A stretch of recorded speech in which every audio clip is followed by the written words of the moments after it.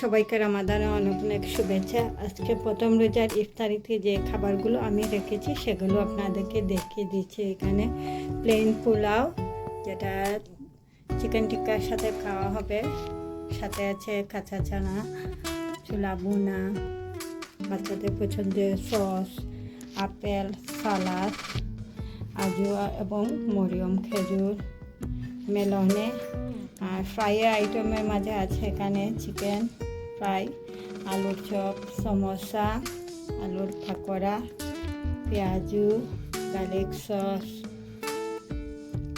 জমজম water এবং juice.